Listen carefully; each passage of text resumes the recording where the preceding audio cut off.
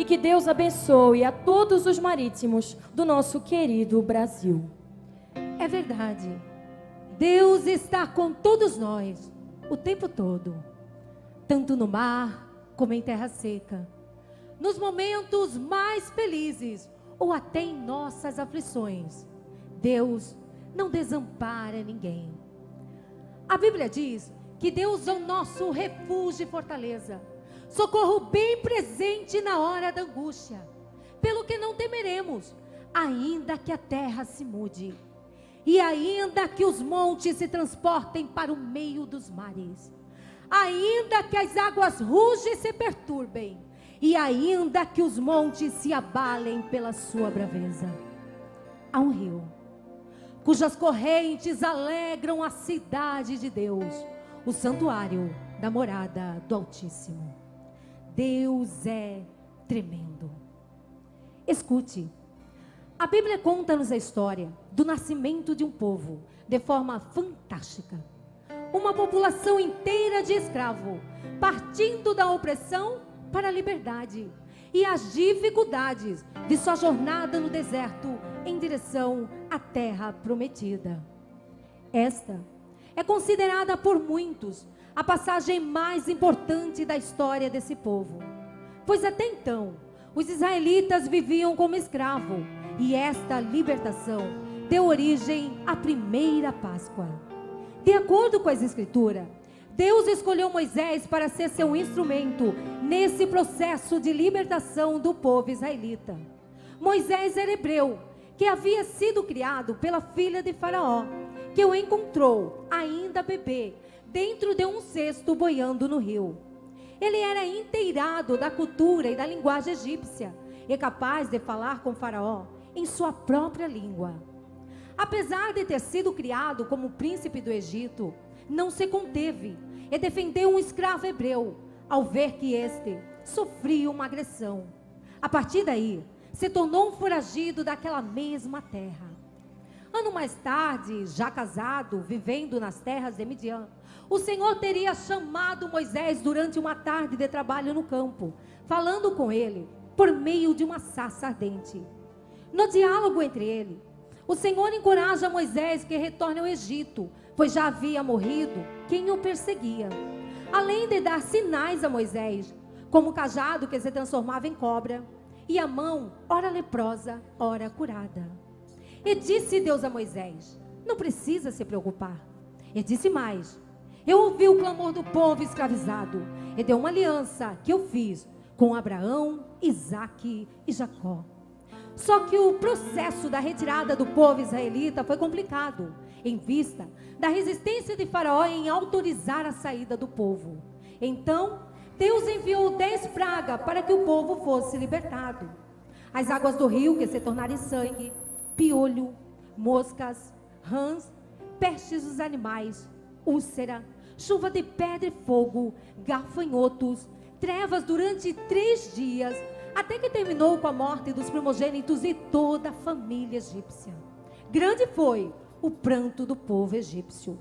Então Faraó consentiu em libertar o povo, e assim saíram todos às pressas, e o Senhor ia adiante deles para lhe mostrar o caminho. De dia, o Senhor ia numa coluna de nuvem, e à noite, numa coluna de fogo para iluminar o caminho. E assim, podiam caminhar de dia e de noite. Mas não demorou muito tempo para que o desespero tomasse conta do povo ao chegar diante do Mar Vermelho. Porque Faraó se arrependeu, e com seus soldados tentavam alcançá-lo. Então os filhos de Israel levantaram seus olhos e viram que os egípcios vinham atrás deles. E temeram muito, e disseram a Moisés: Moisés! Ô Moisés!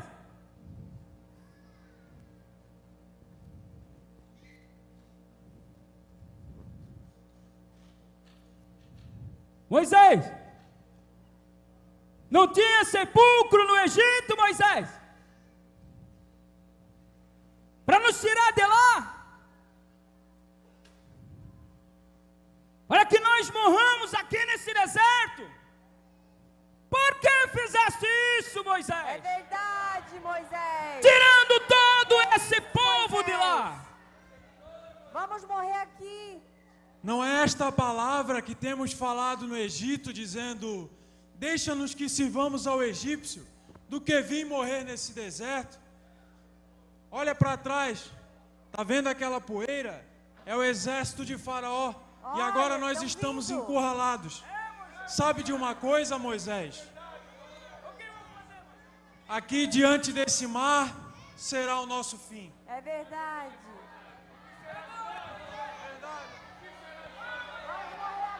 Vamos morrer aqui. Por que estáis inquietos? O Deus que nos tirou do Egito é um Deus forte. Ele é o Criador de todo o universo. Todo domínio e todo poder é dele. Por isso, não temais, ficai calados, porque os egípcios que hoje vistes, nunca mais vereis para sempre, porque o Senhor peleja por vós. Amém.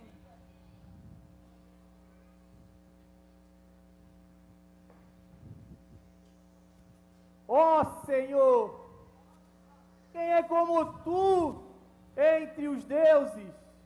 Quem é como tu, Senhor? Ninguém. Tu tens sido fiel a este povo todos os dias. Todos agora, ficai calados e vede o grande livramento do Senhor. Aleluia! Glória a Deus! Oh, glória! Sopre o vento de Deus e abra caminho para o teu povo passar no meio deste mar.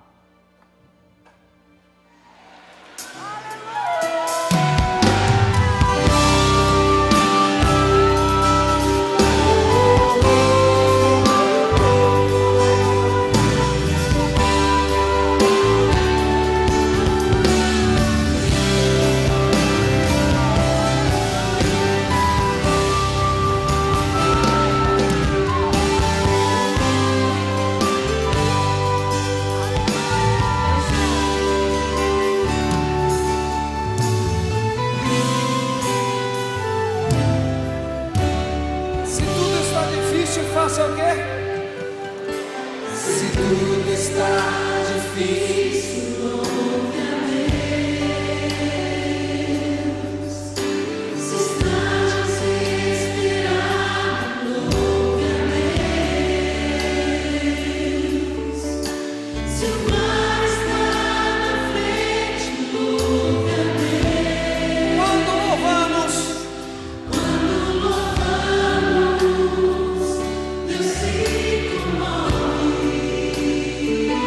se já não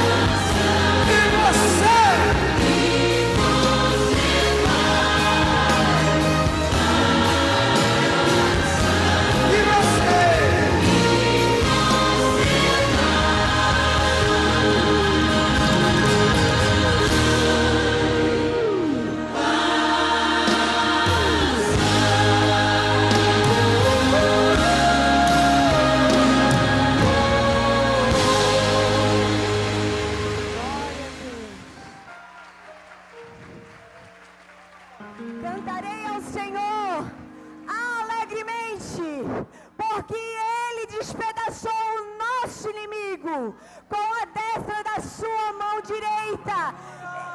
Todos aqueles que se levantaram contra o povo de Deus foram derrotados. Glórias a Ele. Eu louvarei grandemente, alegremente, porque Ele triunfou e Ele reinará eternamente. Só o Senhor é Deus. Só Deus é o Senhor. Só o Senhor é Deus. Só Deus é o Senhor. Eis aí o povo de Deus, É Deus. livre da escravidão e das garras de Faraó. Eles trazem com eles a promessa feita por Deus a Abraão, que fará deles uma grande nação. A jornada começa aqui. Este povo teve que lutar muito contra os seus inimigos, mas sempre vencendo, e com esperança de um dia se tornar uma grande nação. E em 14 de maio de 1948, às 16 horas, um homem chamado Davi Ben-Gurion e mais 250 políticos judeus oficializaram a sua independência. No final da cerimônia, a Orquestra Filarmônica de Israel tocou uma música baseada num poema escrito em 1877, que se tornou o hino nacional de Israel, que diz: enquanto no fundo do coração palpita uma alma judia, e em direção ao Oriente seu olhar volta a Sião. Nossa esperança ainda não está perdida. Esperança de 2000 anos, de ser um povo livre em nossa terra, a terra de Sião e Jerusalém. Na verdade, Deus nunca abandonou o seu povo. E foi no ano de 1948 que o mundo ficou sabendo pelo rádio que se iniciava uma nova etapa dos hebreus. Quando o brasileiro Oswaldo Aranha, presidente daquela Assembleia Geral da ONU, definiu o resultado da votação, 33 votos a favor, com 13 contra. Israel agora se tornou uma grande nação. Mas para chegar até aqui, este povo sobreviveu a Faraó, aos gregos, aos romanos, à Inquisição da Espanha, a Hitler e ao Holocausto.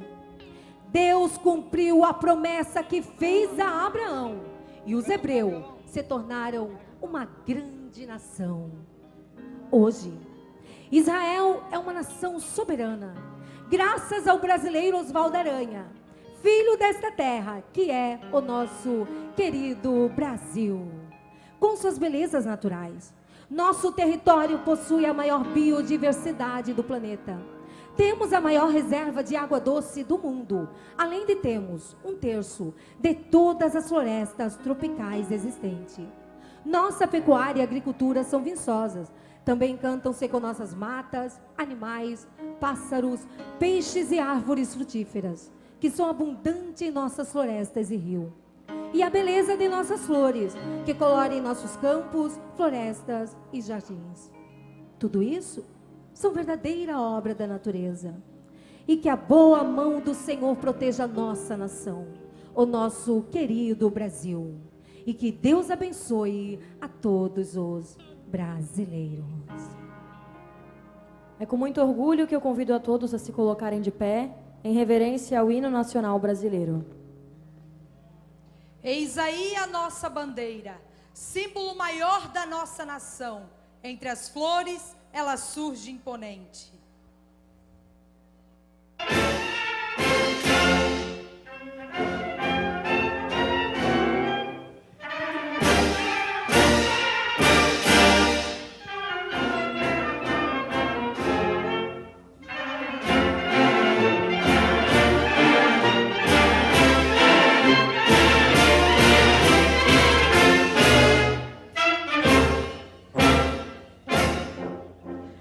Filho do Ipiranga,